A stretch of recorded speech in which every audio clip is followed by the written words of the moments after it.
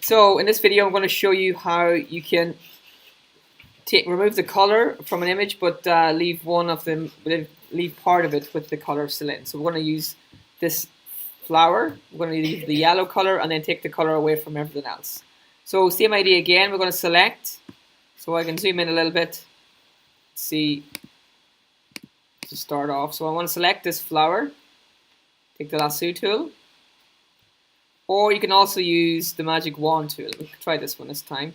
So if I click on one area, you can see it's selected, but it's not what I want. I want to select everything. And it's selecting different parts. I want to keep it selecting everything. So what you can do is click on the settings and use this option. It says add to the current selection. So as I click on something, it'll keep adding it to the selection. Okay. You also see it's not selecting all of the flower. I can change this here where it says threshold, and I can let it go up a little bit more. So if I click here, see it's selecting a bit more of the flower. Yeah, and keep going until you get what you need. Okay. Again, we can use the quick mask to make sure we do this. We get everything we need. So basically, everything we click on is getting added to our selection. This works really well if something is the same color. So you can see now it's selected this part of the image, but I don't really want that to happen. But we can fix this in a minute.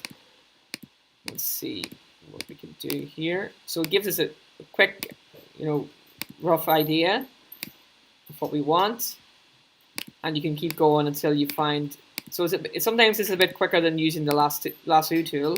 Sometimes it's not quicker. So it's selected most of what we want, but not everything. So we need to go back again to select and then toggle quick mask.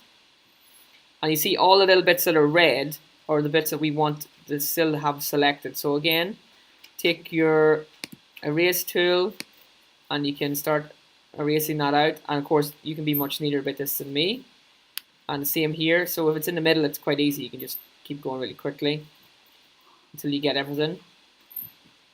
Okay, so it means it's quicker than just walking to doing the outline around the image. Okay, so once you're happy with it, it's still a bit here. So again, if I make a mistake, I can just go back to the paintbrush and I can make my paintbrush a little bit smaller here. Okay, and paint that back in. Okay, again, you can make this much neater than I've done here. Again, select and then do toggle quick mask.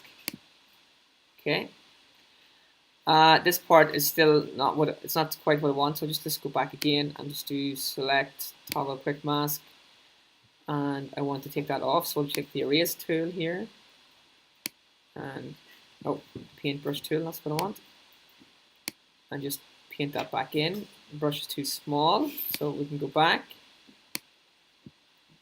to large, move it. Okay. Okay, so you can do that much better than what I've done. Let's just show you quickly. Now this time I want to leave the image in the middle with the color, but I want to take the color off everything else. So what I want to do is to invert what I've selected. What that means is select everything else and leave the thing that I've selected alone.